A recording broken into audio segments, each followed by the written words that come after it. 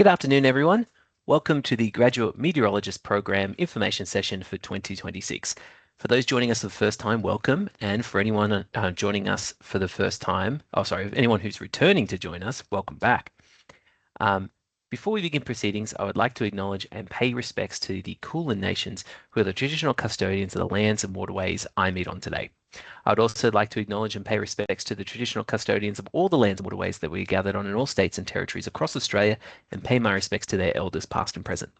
I also want to extend that acknowledgement to any Aboriginal and Torres Strait Islanders joining us today. We acknowledge and respect their continuing culture and contribution they make to this country. Today we'll give you an overview of the Graduate Meteorologist Program. This will include learning about the course, career outcomes for graduates, and how to apply for the course.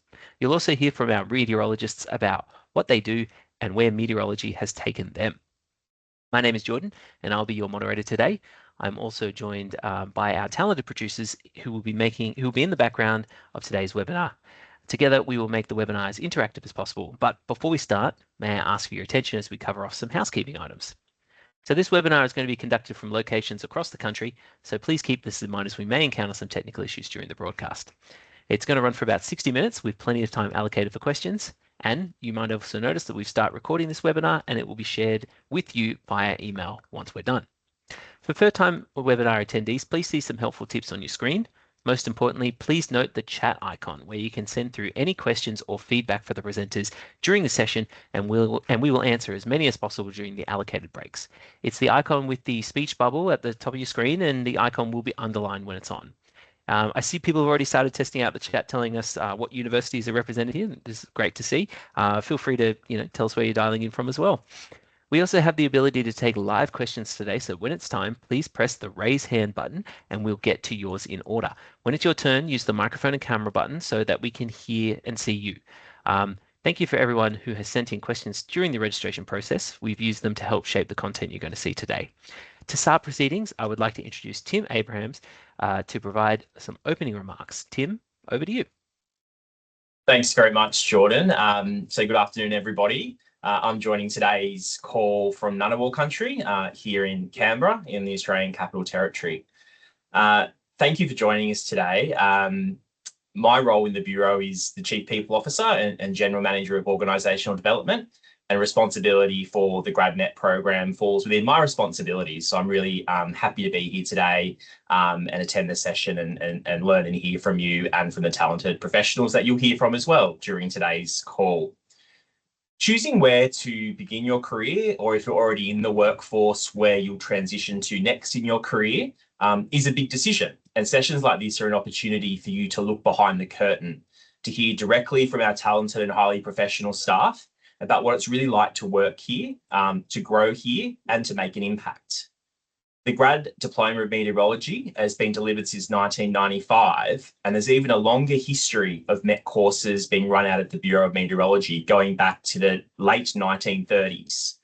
So if you apply and are successful for next year's program, you'll join the 73rd cohort in the Bureau. My encouragement to you today is very simple. It's to lean in with curiosity. So take the opportunity to ask questions. This is your opportunity to understand who we are, the work we do, and the culture that we're really proud of here. We see today not only as our opportunity to showcase what we offer, but equally as your opportunity to decide whether we're the place where you can thrive, learn, and do your best. You'll hear from people who have been exactly where you are now and who have gone on to build incredibly rewarding careers. I hope these stories give you a sense of what's possible here at the Bureau. Thanks again for being here, and I'll pass back to you, Jordan. Cheers. Thanks so much, Tim. Finally, I'm delighted to introduce you to our presenters today, Dr. Mick Pope, Marcus Bedford, and Diana Eadie. As you can tell, we've got a lot to get through, so we are moving quick. Dr. Mick Pope is the manager of the graduate program with a long-standing career at the Bureau, and in particular leading the Graduate Diploma in Meteorology. Marcus is new to the Bureau and currently in his first year as an aviation meteorologist. We were actually talking about this before. He was in your seat last year. He's an astrophysicist and computer science student who completed the graduate course last year. Marcus has a strong love of learning and believes that the Bureau is a great place for those who feel the same way. And Diana Eadie has a career at the Bureau that has taken her to Queensland and Victoria and provided opportunities to work in aviation, severe weather, communications, and engagement roles. She's passionate about connecting with first responders and building a team that can give them the information they need at the right time to keep Australians safe. We also have Brooke Smith, who will talk about diversity and inclusion in the Bureau and roles and support available in the First Nations office. And finally, Jeremy, Tim, Suna, Mitzi, Marg, and Fiona are all in the background answering your questions as best they can today. We really have the best of the Bureau looking after the webinar. So as I mentioned, it's a packed hour. We're going to get straight into it. You're going to know from through the what's going to happen today. The overview of today is the graduate program. Will start us off from the course leader, Mick Pope. Then we're going to look at my first year and a bit as a meteorologist, pathways after graduation, affirmative measures and diversity, and of course, your questions. So we're not going to keep you waiting any longer. Get straight to it. Don't forget, you can get your questions answered today. So send them in as soon as you think of them. Mick, please take it away. Thank you very much, Jordan. So I should have put those slides up. So this is me. My year of study was not put up compared to the others. I did the graduate diploma in 1997, so indeed I am old. I've been in training since late 2000 and been the course manager since 2020. But I've got a couple of images on this slide, which was a really critical moment in my career, which reminded me or impressed upon me the deep connection between the excitement and the fascination of the science of the atmosphere and the real world impacts. So on the left-hand side, you can see the April 14, 1999 Sydney hailstorm, the largest weather-related insurance payout event in Australian history, at least to date, when it occurred. And the careful eye can see features in the pink shades as suspended hailstones, something known as a hook echo. And so I was on shift that night watching this storm develop and tracking it up the coast. On the right-hand side, you can see the impact of that. Hailstones up to about cricket ball size, doing large amounts of damage to roofs and cars and so on. So the wonderful thing about a career in meteorology is that the science is inherently fascinating, and you'll develop a deep understanding of that over time, but you can have every day a direct impact upon the Australian public and businesses, because what you're doing is critical for so many different people. So let me talk to you a little bit about the journey and what it is that we're going to be looking for from you in the whole recruitment process. If you are successful, the first stage of your career will begin in January next year through to November, and that's completing this graduate diploma, which I'll talk a little bit more about shortly, based in our Melbourne office in Docklands. Once you've completed that graduate diploma successfully and gained all the skills and knowledge that you need to successfully begin a career in meteorology, you will be undergoing a job readiness training at one of our operational centres Australia-wide, with a particular emphasis on the Melbourne and Brisbane offices. Once you complete that process of dualling, you'll then go solo in an operational forecasting centre, but no one's ever alone in this business, and so you'll be under close supervision and undergo more on-the-job training, with the potential for rotating through other parts of the business. So your first posting off course does not determine the entire of your career, as we'll see a bit later. So what is it that we do in running this graduate diploma? Well, this diagram indicates or shows the different inputs into this course. So firstly, there's the Meteorology Act of 1955, which says that the CEO/Director of Meteorology can authorise training of forecast meteorologists. The standards to which that is set is twofold. The first is that it's the learning outcomes that we go over are covered or prescribed by the World Meteorological Organization, which means that the way in which meteorologists are trained globally is pretty much the same. And so in theory, you could go elsewhere in the world after completing our degree and forecast there. But it's also an accredited graduate diploma by TEXA at AQF level 8, and so you're getting another university qualification. And it's also recognised by CRICOS, which means alongside yourself and, excuse me, members of the Royal Australian Navy, we do train people from overseas meteorological agencies, who are our customer agencies. Partner agencies include the Royal Australian Navy, who deliver a part of the course that's specific to them, as well as other agencies we collaborate with to produce training material in operational meteorology. So it's really a global exercise that we engage in. You'll hear a bit about different pathways from the other speakers, but let me just cover briefly. You can end up in any one of a number of areas. Of course, the first is community services, who are responsible for public weather forecasts and warnings and marine forecasts and warnings. You can, and that's the sort of thing that you'll see on your app from day to day. You can end up forecasting for the aviation industry for the safe operation of aircraft. That's a 24/7 around-the-clock service. You can partner with our defence forces in the national security area, which you also hear about, can lead into a little bit of space weather involvement. And then finally, energy and resources sector is a very rapidly growing field where we provide specialised services to mining industry and the energy industry, both renewable and fossil fuel. What are we looking for in your application? Well, these are the sorts of skills, and you'll see that they're much broader than just your academics. As important as it is to have the right academic background, which I'll speak to in a minute, we're looking for people with a customer focus who can build trust and engage with customers, connect, understand what their needs are, and uphold their service charter. So if you've got experience in hospitality, for example, you can use that to illustrate the skill set that you've developed. We need people who can collaborate in a service-oriented team to become a trusted partner and build productive relationships with our various customers. Having a growth mindset means that you're not put on the back foot by challenges, but you embrace them, and that you bring a skill set and experiences to the workplace where you can actually suggest new ways of doing things. Decision making is both what you do every single day, but also what we enable by understanding what the customer voice is and problem solving in real time using your critical thinking skills, identifying risks and so on to produce products and services that meet the customer's needs. Finally, the Bureau Way embodies our purpose, our values and our behaviours. It promotes an environment where people are excited about coming to work and can bring their whole selves to work every day. So we are an inclusive organisation.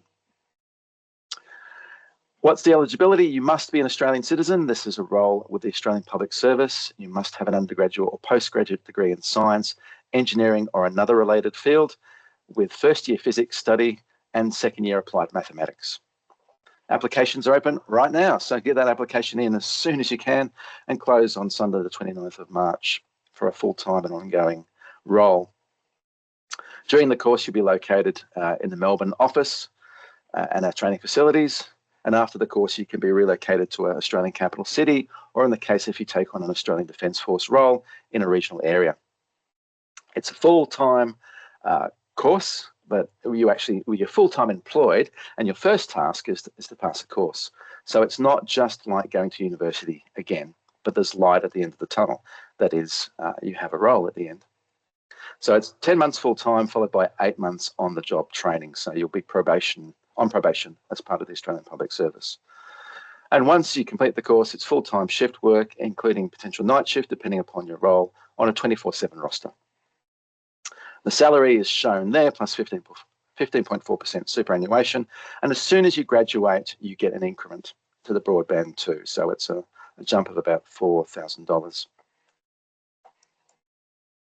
What's the process? Well, right now, you should be submitting your applications, a CV and an academic transcript, which I will assess in short order. And the next stage, if you've got the right stuff, academically speaking, then there's an online assessment. It's a video interview where you'll speak to camera.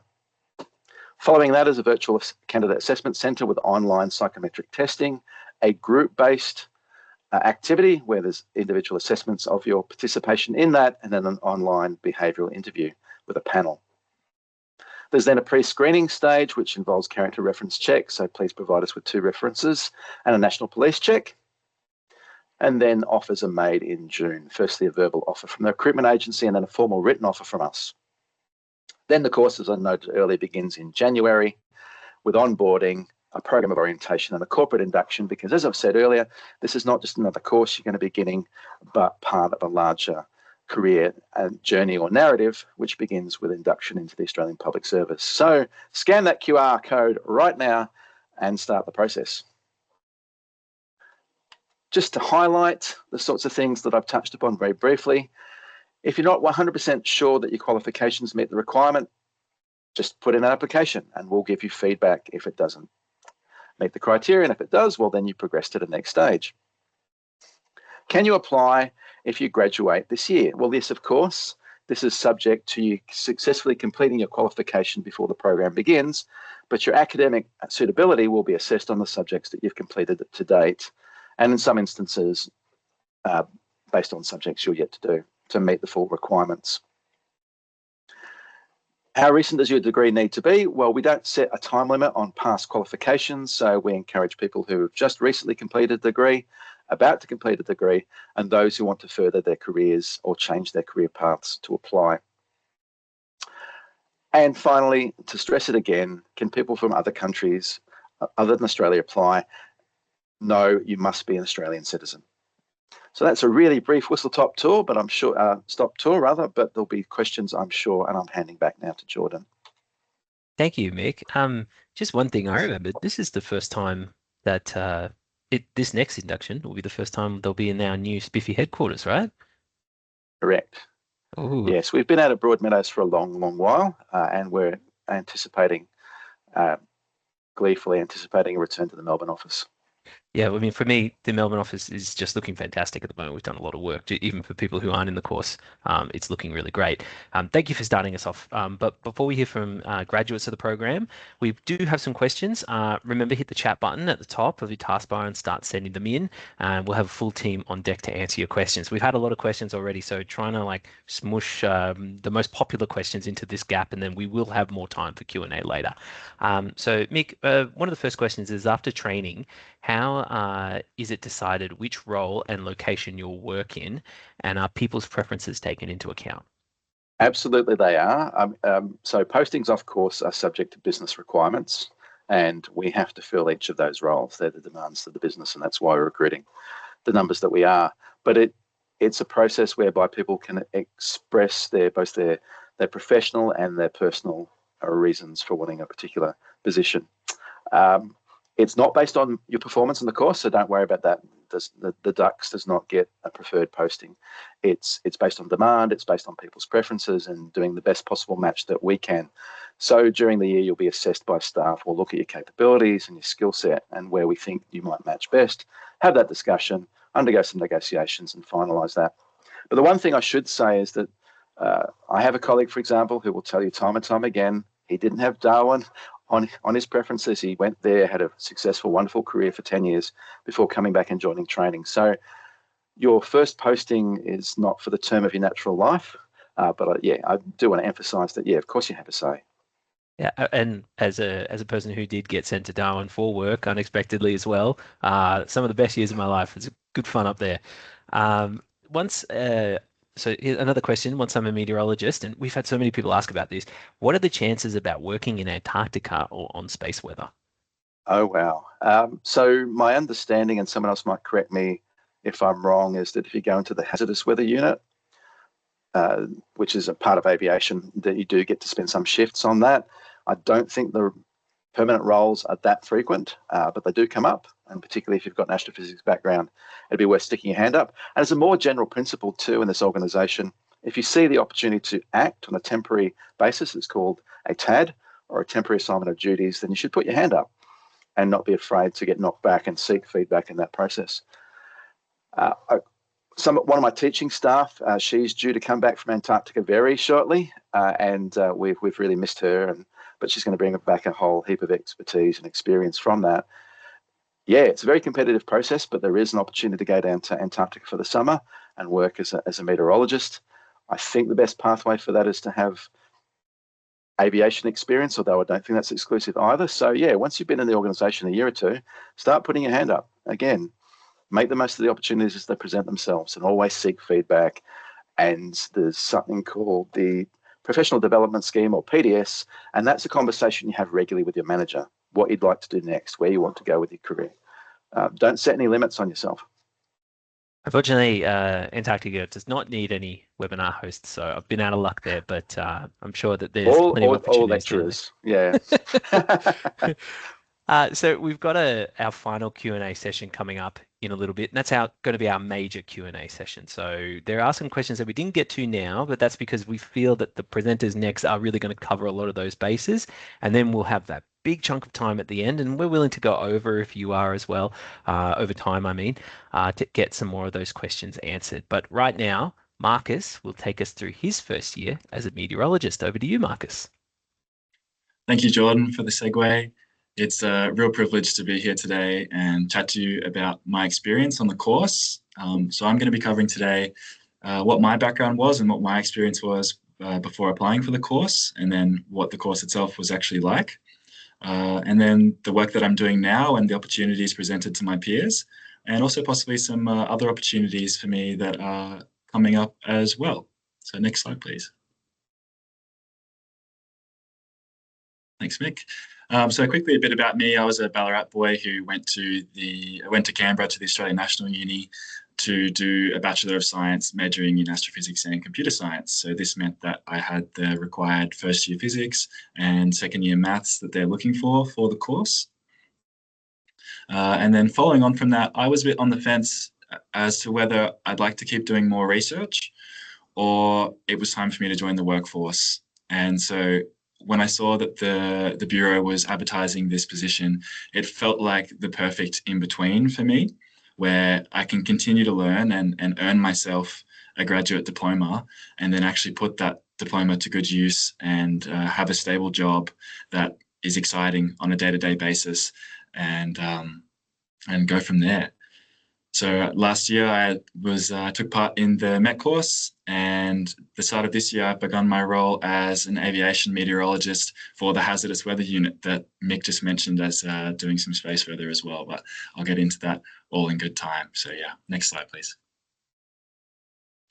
So a bit about the grad program. One of the main highlights for the course really is the people that it brings from all over the country to take part in it. So I've made some lifelong friends from around the country now, people from Brisbane and Canberra and Darwin, and all people with different backgrounds as well. So myself, I have the astrophysics background, and there were a few of us on the course, but we also had engineers, we had some environmental scientists, we had someone on the course who was a pure mathematician who happened to have done the required physics for the course as well. And we also had people who were switching from a different career as well later in their life. And so these people had bachelors, some on the course who had masters, and some who hadn't studied in a little while. But these people became some of my best friends after all this. So throughout the year, we've been rock climbing, we've been bull riding together, gone to trivia and seen shows and all that sort of thing. And they're a really wonderful group. At the end of the year, as Mick mentioned, there are postings all around the country. And so as a highlight of that, I now have friends who are based in Brisbane, in the Share House together, and more in Canberra and more in Darwin, who I'm keen to go and see soon. Another perk is that you actually apply some of the skills and the things that you've learnt from your degree. For me personally, some of the things that I was thinking I would probably never apply again. For example, you don't have to be a meteorologist to know that hot air rises. And I did thermodynamics at university, and you again will cover it on this course. But on the day-to-day for me now, as an aviation forecaster, I have to consider how hot is it at Canberra? Is it so hot that the air there will rise enough that it will get to minus 20 degrees and cause a thunderstorm at Canberra? And you'll then go on to learn, why is it that minus 20 degrees is the temperature that gives you a thunderstorm?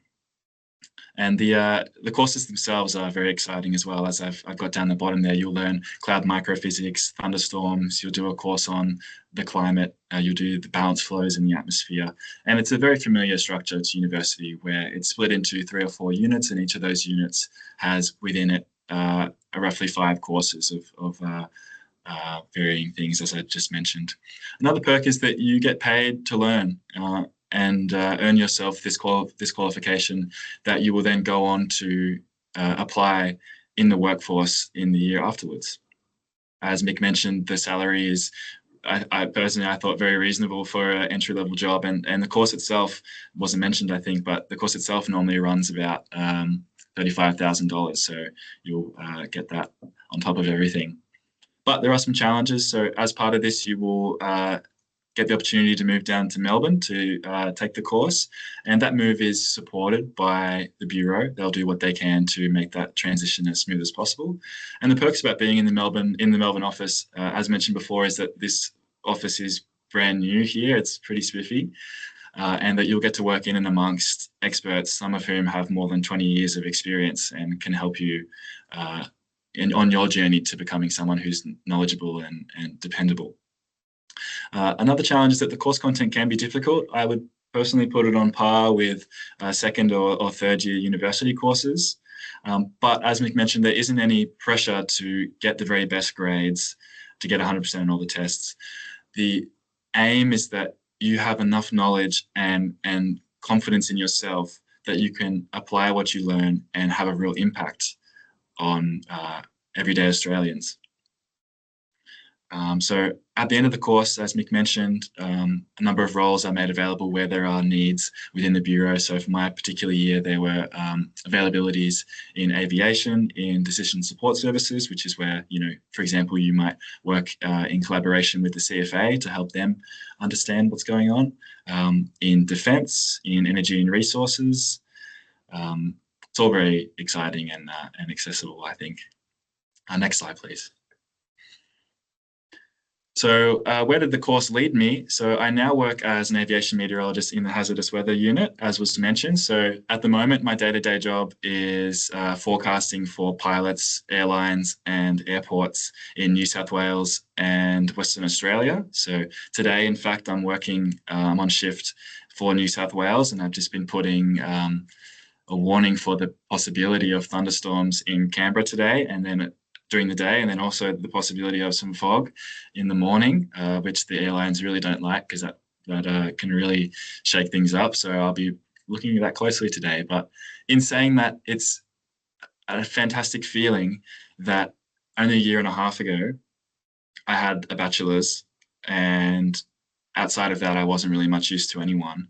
And now I have the knowledge and the confidence, and I'm trusted to apply myself to benefit real people. So as part of this job, I'm also on call, and at any point a pilot can call me today, not right now, thankfully. A pilot can call me and ask for a briefing. They might say, hey, I'm flying from Wagga to Dubbo. What's going on? And I have to explain to them, to the best of my ability, what is going on, and in order to help them be as safe as can be and get them home at the end of the day. And so it's really a great feeling to know that I'm actually hopefully doing some good out there. As part of this job, we service the Royal Flying Doctors, rescue helicopters as well, and the major airlines, as well as any recreational pilots. Soon, as in my current role, I'll be trained on volcanic ash forecasting as well. So the hazardous weather unit takes care of space weather, where we monitor the sun for solar flares and for coronal mass ejections, which may lead to the Southern Lights, for example. But we also monitor the more than 100 active volcanoes that are in Indonesia and Papua New Guinea. I think at the moment there are 3 or 4 active volcanoes that we're monitoring for right now that have, erupted in the last 24 hours, and where we forecast for where the spread of that ash may be is to warn pilots otherwise. There's also one volcano in Australia that erupted a couple of weeks ago offshore. So that's all part of it as well, but all very exciting for me. Next slide, please. Other opportunities, as was mentioned before, there is, of course, the opportunity to work in Antarctica, and I myself did apply to do that just recently. To be honest, it's unlikely that a first-year meteorologist would get chosen. Of course, they look for someone with experience, but it's something that I hope to apply myself for continually, and an opportunity that I think would personally be incredible. Another part of this is that there are flight familiarization trips. So soon, after I go solo, I'll be given the opportunity to sit in the cockpit with pilots from usually Virgin or Qantas on a trip from, say, Melbourne to Brisbane, or Melbourne to Canberra, or Melbourne to Adelaide, and chat to them during the trip about what the products that I make mean to them. Like if I put so-and-so on the forecast, what does that really mean? Similarly, as Mick mentioned, there are temporary assignments into other teams or TADs, where if the role that you've been given is not perfect for you, then you can explore other opportunities as well. And then, of course, we have science seminars, and on quieter shifts, you have the opportunity to write case studies that can improve the Bureau, and of course, promoting the grad program. So that's all I really wanted to cover today.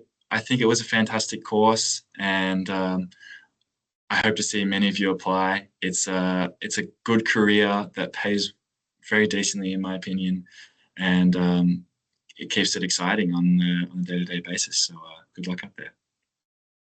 Thanks so much for that, Marcus. Really great insight into what working at the Bureau is like. And I do hope you get to Antarctica one day. If you've got any questions, our last Q&A session is coming up, but I can see people are putting plenty in the chat now, and we are getting through those as best we can. We will answer as many as we can, either in this webinar or outside of the webinar as well. Right now, though, Diana is going to take us through some of the opportunities after graduation. It's all yours, Diana. Thanks, Jordan, and hi, everyone. My name's Diana, and I'm a manager within the Decision Support Services program, specifically Hazard Preparedness and Response. So I'm responsible for the relationship with and the provision of services to the emergency management sector. During severe weather or flood emergencies, you'll often see a member of my team or myself standing alongside our emergency services partners, providing information at press conferences and things like that. So there's an example of myself during the recent Victorian bushfire campaigns, providing the latest advice to the community. I'll jump to the next slide. Thanks, Mick. I'm potentially one of those people that Marcus mentioned. I didn't always have the best grades, and it's not always necessarily a measure of how successful you're going to be when you're in the Bureau. I've been incredibly fortunate to have a really diverse career and have moved between multiple different teams and locations since I joined in 2014. Again, it sort of, to me, came down to applying for those opportunities where I saw them and not being scared to get knocked back the first time if I was unsuccessful. I finished a science degree at Melbourne University before joining the Bureau and was drawn to atmospheric science, but also that connection between the real world and the impact on the community, the emergency services, and what's happening outside the window. After course, I moved to the Queensland Regional Office, as it was called at the time. Had the opportunity to go out and spend some time with the AVC, which is that photo there with B1 and B2 in the Brisbane area. I originally started in an aviation role, but then shifted more into severe weather and communications as a part of that. I also spent time embedded when I was in the Brisbane office, so that means co-located with the emergency services, where I was really exposed to that pointy end of decision making. And that's when I knew that I really personally wanted to go into more of that directly customer facing type role. In 2019, I moved back to Melbourne after about 4 and a bit years. And at that time, I pursued a role in a national communications team. So I did a lot of the live broadcasting side of things, but also social media, educational content, and had that opportunity to have that kind of two-way engagement with the community more broadly. From 2020, though, that's where I've stepped into the role that I'm currently in the hazard preparedness and response space, and also moved into more of a management position as well. I've since been focusing more exclusively on the emergency management sector, first as the Victorian manager, but now as the regional lead. So I have oversight of Victoria, South Australia, and Tasmania in my current role. I really love that part since I've stepped away from operations, which is fantastic. But for me, I've really enjoyed that I've had this opportunity now to step into more of a leadership type role. And I really have the opportunity to shape the bigger picture thinking and to meet some other incredible leaders as well. Like you can see there in the bottom right with myself meeting the Prime Minister recently and providing some information at the time about Tropical Cyclone Alfred, which was moving towards Brisbane. Next slide, thanks. I've spoken about this a little bit already, but essentially in my area, hazard preparedness and response, we're responsible for the relationship with and supporting the decisions of first responders primarily, but the emergency management sector as a whole.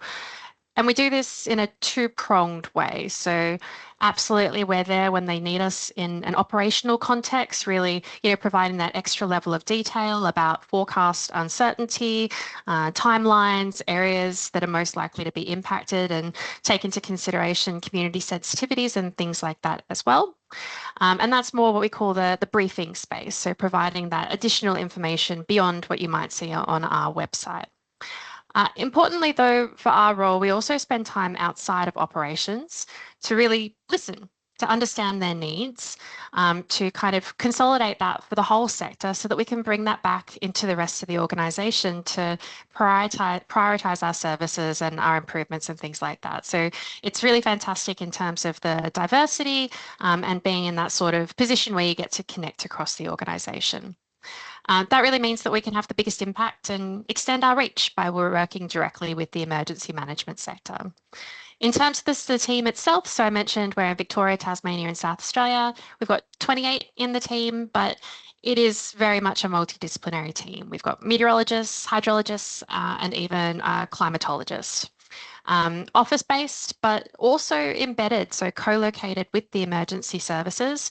And we do have extended hours of coverage to meet emergency management need during really significant weather events, like some of the recent rain we've had in Victoria and flooding here and in South Australia, but obviously the fires that occurred in January.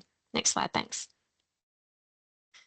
And what do we do? A couple of other photos that I've grabbed, and it was pretty amazing going back and looking at photos from the last, 12 years since I've been in the Bureau and seeing the diverse sorts of activities that I personally and my team have been exposed to.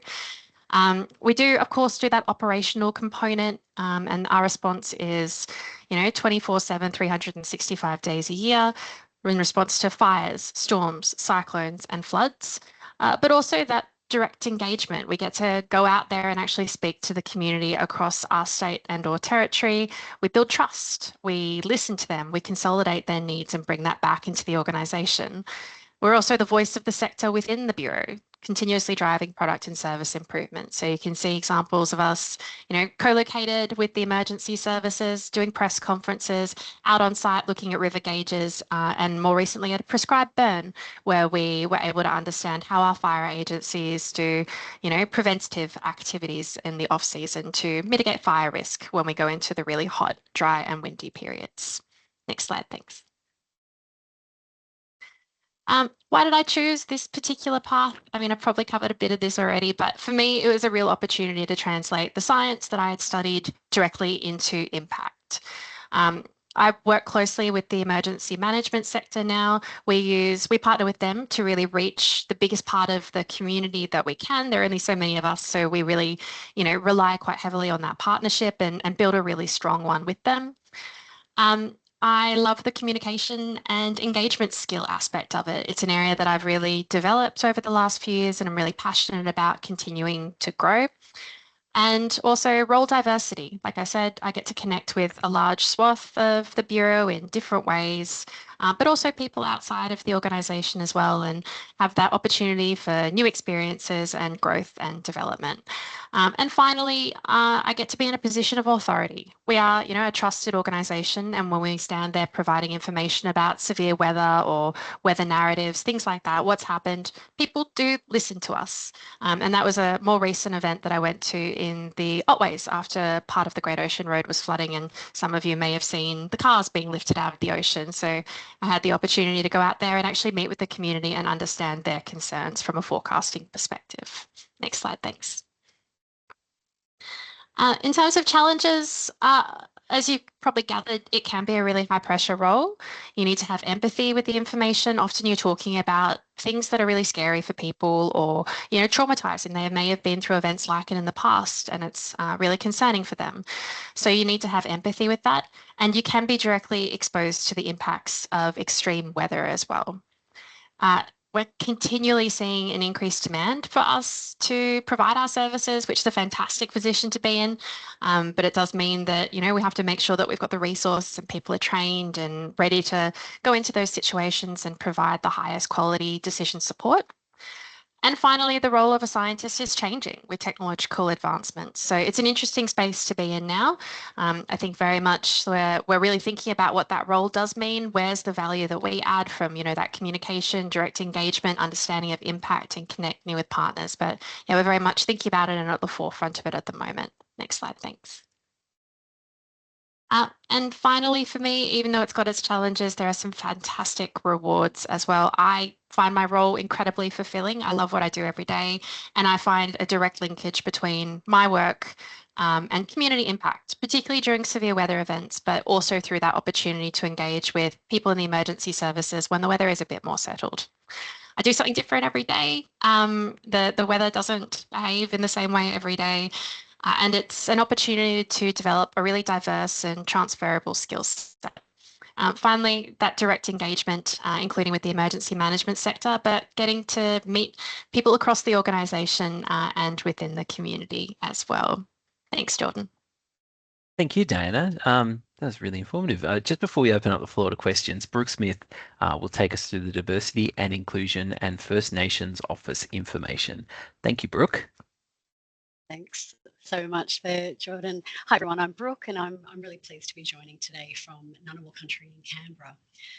My team is responsible for delivering a range of initiatives that support our people and culture here at the Bureau, including those that support diversity, inclusion and First Nations. So at the Bureau... Brooke, sorry to interrupt. I'm having a little bit of trouble hearing you. Is there a way we can get the mic a little closer or a little bit louder maybe? Apologies for that. That's much better. I'm so sorry to interrupt. No, not at all. It's only about the introduction of myself. So in terms of why D&I matters at the Bureau, our purpose is to serve the Australian community. And to do that well, we need a workforce that reflects the diversity of the people that we serve. So diversity and inclusion is not a standalone initiative. It's a core part of how we work every day and how we build a culture where everyone feels respected and valued and able to thrive. So last year we launched our new Diversity and Inclusion Action Plan, which outlines, 3 key priorities. And these priorities focus on strengthening our culture, building inclusion into our systems and practices, and supporting all employees to feel a sense of belonging. And as new starters, whether you come in as a grad MET or later into your career, you'll be joining an organisation that is intentionally embedding inclusion in the way we operate. So what this means for you as a future graduate is that you'll have access to a range of learning opportunities, events and resources designed to build your awareness and capability, no matter where you're starting from. And inclusion here isn't about extra tasks. It's about everyday behaviours, valuing lived experiences and diverse thinking, and contributing to a positive team culture. And you'll be supported by your managers and colleagues, and by the 5 employee diversity networks that you can join. Your perspectives, your background and experiences really matter to us. They help strengthen our science, our services, and how we support the Australian community. So creating an inclusive workplace is a shared commitment across the Bureau, and everyone has a role to play in shaping a culture where everyone feels safe to contribute, to learn and to succeed. So a big part of our D&I commitment is our work in the reconciliation space and supporting First Nations colleagues and communities. Our vision for reconciliation is an Australia that values and respects Aboriginal and Torres Strait Islander peoples and a continuing connection to country. And a reconciled Australia embraces traditional weather knowledge as a precious national resource. So what this means is including and recognising and growing opportunities to benefit Aboriginal and Torres Strait Islander peoples, to build genuine partnerships with their communities and to seek those opportunities for traditional knowledge to contribute to science-based solutions for national weather and for climate challenges. So the Bureau's the Bureau's Reconciliation Action Plan, or RAP as it's better known, is our statement of the responsibilities and obligations that we have set for our organisation. And it's based around 4 core pillars of relationships, respect, opportunities and governance. And our RAP demonstrates that we're serious about strengthening these relationships between Aboriginal and Torres Strait Islander peoples and non-Indigenous peoples for the benefit of everyone around Australia. So our First Nation office leads the implementation of the RAP, and the office helps to guide our partnerships, supports cultural learning across the organisation, and it ensures that First Nation voices are heard and respected across the Bureau. And this work is central to embedding reconciliation to everything that we do, from science and services to culture and community. Thanks, Jordan. Thank you so much, Brooke. Apologies again for interrupting. It's great that we were able to get that information from you. I hope that gives you a lot of information on the Graduate Meteorologist program, but I'm sure you have a lot of questions as well. I'd like to invite all our presenters to join us again now so we can take more of your questions. Now, this is a great opportunity for you to address any of our panelists, or you can just ask it to everybody, right? Please start sending them in through the chat, or let's hit the raise hand button now if you've got a question that you would like to ask directly. I think we have turned on the mics and the cameras now. So if anyone has a question that they would like to ask in person, please click that raise hand button. In the meantime, while we wait for everybody to send those in, here's some of the questions that were received in the chat. Do those looking at applications and uni transcripts take into account prerequisites such as first year physics and second year maths? Can be covered in subjects that aren't labelled as math or physics. So a second year earth science course covered the relevant maths and physics. That is definitely going to be a question for Mick. Hello, yes. I dig very deep and will spend time on university websites digging through syllabi. It might be worth calling it out in your CV, just to be clear, but yeah, we're looking for reasons to include rather than reasons to exclude. And if you've done earth science, particularly those who've gone through Melbourne and Monash majors, I'm well aware of where that's ticked off in the relevant subjects. So you will be evaluated as fairly as we possibly can. Excellent. Well, as fairly, yeah, fairly. Yeah. let's be up there. Yeah, you'll be evaluated fairly. We're looking for evidence to put you through. Okay, great. How much of the meteorologist's role is forecasting or verifying results compared to communicating the results to parties? Maybe Diana, would you be good for answering that one? Yeah, I can do my best and then welcome other people's addition. I think every single meteorological role requires a degree of analysis, understanding of the situation. But we do have within the community services group more defined functions. So we have the national production team, which is routine forecast, first point of incident management. So they're obviously very closely looking at the forecast, but also producing a lot of the written forecast that you see on our website. The environmental prediction team is more that sort of specialist area where they really focus on severe weather risk or flood or climate. So dive into a lot more detail and are deployed into the situation and operations as required. The section that I'm in, decision support, is really about taking that and communicating it more broadly. So it's that's very much our bread and butter. So in that regard, it's separated somewhat in terms of the teams that are more functional, but even within decision support, we're all still scientists that, really deeply understand the weather models, the scientific information, and able to pull that together because we tailor our information to the public or the emergency management sector or whichever particular customer we may be speaking to. Great, thank you, Diana. I'm going to keep asking questions from our chat, but I think I did say this before. If you click the raise hand button, you can actually ask the question to our presenters yourself now. We don't do a live Q&A in any of our other webinars for obvious reasons. So if you want to have a question answered by our guys right here now, just click that hand up button and we will get to yours in order. So another question that we've gotten, Mick, I think this might be good for you. What do the group-based and individual assessment activities specifically entail? Are they testing soft skills like collaboration and communication, or hard skills like differential equations, problem solving, basic weather concepts? Yeah, so we're very much looking at your...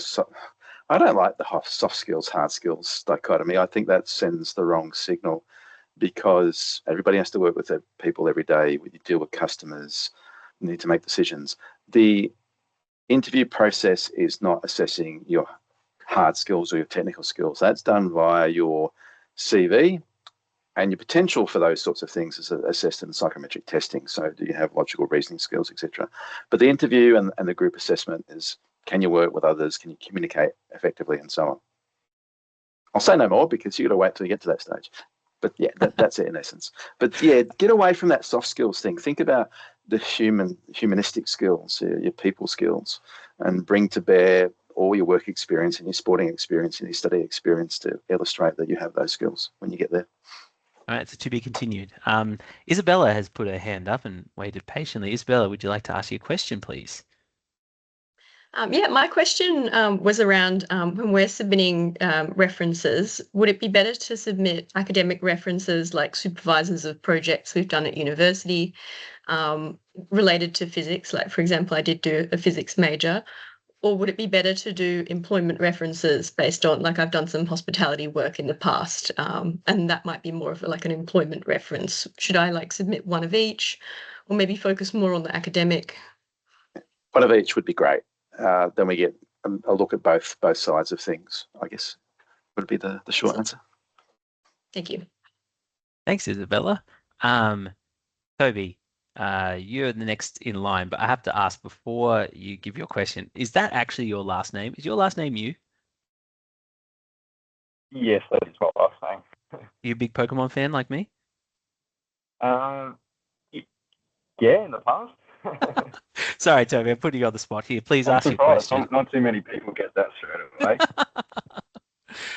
Sorry, I shouldn't have taken that up. I've just been, it was Pokemon's 30th anniversary a couple of days ago. Still on a high. Toby, please ask your question to Mick. Or to anyone. Sorry, no you can worries. ask it to anyone. So this is a question I've asked. We're struggling to hear you there, Toby. Can you give that another go?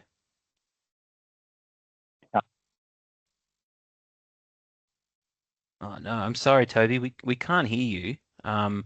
If you want, if you put yours in the chat now, we will get to it as soon as possible. I'm very sorry about that, but we just can't hear you. It's breaking up as you're speaking. I'm going to get to one of the other written questions while we wait for Toby's to come back in, or if Toby manages to get back online, hopefully. Is the training fully on site, or are there some remote learning days? And how are sick days, annual leave days handled during the training? And also, are meteorologist roles fully on site? That's 3 questions in one. So Mick, let's break it down. So is training fully on site, or are some remote learning days? Go ahead. So we are really looking, well, I mean, we're in a post-COVID environment, so we had to make a transition to being able to deliver online. In fact, I was just writing a set of guidelines for this today. So there is a blend of on-site participation or attendance, but also the ability to have work from home days, particularly during exams, but also there are days when we only have lectures. But there's a strong rationale to come in. There's peer-to-peer learning that happens amongst your peers, quite obviously. There are practicals and tutorials where being present is essential. There's also issues of well-being, with just monitoring that you're progressing through the course and that you're going okay. But also too that we're constantly assessing your communication skills, your teamwork skills, and so on. So we really do like you in here often to help you grow as a professional, but we do try and provide opportunity to study from home 1, maybe 2 days a week, depending upon the demand. In terms of leave, covered by the enterprise agreement, there's sick leave, there's downlift leave when you arrive on course and you get your furniture. There might be other occasions where you need to take some time off to graduate and do those sorts of things. So we try and provide a degree of flexibility, but you understand you've got 10 months to let us ram into your head as much as we can. There's also a week off in the middle of the year. And the last thing worth calling out before I hand on to someone in ops is that you're on flex time. So some days you work a bit longer to get the assignments done or whatever, and some days you can afford to take a little bit of time outside of the hours you need to be here to attend classes. So there's flexibility. But I'll hand over to ops for what happens there.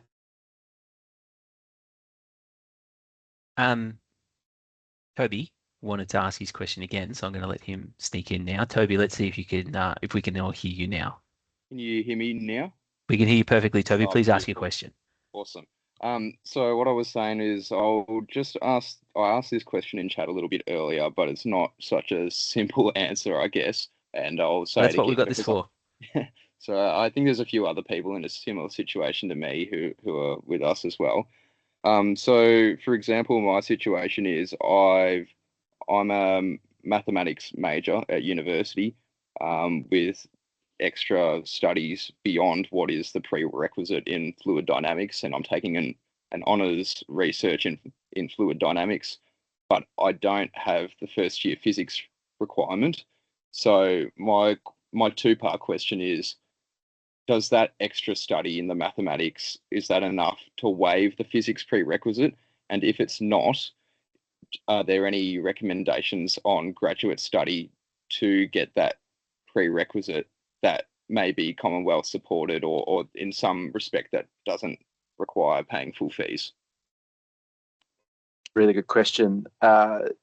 Sometimes we have seen mathematics subjects that are more like mathematical physics, and you do tick off on some fundamental concepts. So we really want to emphasize that having some fundamental optics and electromagnetism and radiation and thermodynamics all set you up for the course. So if you don't have those things and are not covered in the mathematics, then you need to pick up another subject. The other thing that happens sometimes is that people who go down a purely mathematical route struggle to think physically. So you're used to interpreting equations and solving equations. You've got a great mathematical skill set. We do a bit of that, but what we really want to do is apply that mathematical. Look, here's the way I think about it, is that part of the course is to develop conceptual models. And a conceptual model or a mental model is an understanding in your head of how the atmosphere works. And it's based on mathematical reasoning, but very much physical reasoning. So if you haven't had a lot of experience or practice of that, you'll find the course more of a struggle. So we definitely cut off on that regard. So if you haven't done more mathematical physics, then it's on you at this point in time, because we don't have an extra support bridging program. We employ purely on the basis of meeting the prereqs. So that would mean picking up on a first year physics subject that covered some of those fundamentals of gravitation, electromagnetism, thermodynamics and optics that you'll use in the course. Thank you so much for your your question there, Toby. Really appreciate that. Diana, I went to Toby a little bit too quickly, but you did want to follow up on one of the questions I had before. Yeah, just picking up from Mick's comments about working from home availability and flexibility during the training course. Just to confirm from an operational perspective as well, so once you are a fully certified meteorologist working in an operational role, we still do have a degree of flexibility. Of course, all of our operational staff are still under the enterprise agreement. There are some specific requirements in some instances where you would have to be in person. Typically, we expect people during severe weather events, or often when they're in like a leadership role, in the training somebody else, or obviously in my example, if you're doing a press conference, there are just some ones where you have to be there on site. But we do, really make sure that people are aware of their ability to work flexibly, and there's always specific circumstances for individuals as well. So just want to reassure you that once you become a meteorologist and step into an operational role, there is still absolutely a degree of flexibility in terms of where you work and how often you need to be in the office. Thank you so much for clearing that up, Diana. I'll be slower next time and not jump straight to the next one. Joanna has put her hand up. Joanna, would you like to ask your question, please? Hello, yes. So I have a question because I graduated mid-2024. And I did 2 years of a physics degree and then switched over to maths because I'd done a year of physics research and decided academia is not for me. And then I've done a graduate program in technology, and then I came across this and was like, this might be a way to use my science brain. So my question is the time in between me finishing my studies and the slightly longer time since I'd actually done all of that physics in the past be a problem? Or would I need to review certain things before heading into it? As I said earlier, we don't have a time limit on when someone's done a qualification. The longer it's been since you studied, the more brushing away of the cobwebs that is required, but so long as you've demonstrated in the past that you meet the academic prerequisites in maths and physics, that's fine. The one thing I will call out to everybody in the call, if you've done multiple degrees, including a postgrad degree, I need to see the undergraduate degrees. And if you've swapped programs, I need to see all of your results. So please upload all of your results so that it's very clear regardless of whether or not you've been to 10 different universities to finish a degree. That's an exaggeration, but I do see people go to 2 or maybe a third in their time over a couple of different degrees, or they change major or program, whatever. So long as I can see that you've ticked those off, you've got the right marks, and you've got the right subjects, then you'll be fine. Thank you for that, Mick. We are running a little bit over time, but I did want to ask this one question as our final question, but don't worry, we will keep the webinar open so that we can still answer all those questions in the chat. We're trying to get to as many as we possibly can. There's been a lot of questions, and we do have a lot of people working in the background as well to try and get to them as quickly as we can as well. But I thought this was a really apt question to finish on. What's the most fulfilling part of being a meteorologist? Let's do a quick roundtable. Mick, you start us. Oh, you're touching the lives of every Australian every day. And even as the manager of the grad program, I'm training future professionals. So my role has a direct line to the public good because I'm training the people who will be engaged in the public good. Great, Diana. That's similar. I think it's the science to impact perspective. So being able to see a direct linkage between the advice that you provide based on your scientific understanding and expertise and how that then impacts emergency management decision making or community safety, or even in Marcus's instance, like aviation decisions. I think it's that correlation between science and impact on the real world. Marcus? Yeah, for me, it's similar. For my role in particular, you get really instant feedback about how your forecasts are going, and that can be really satisfying or a learning opportunity.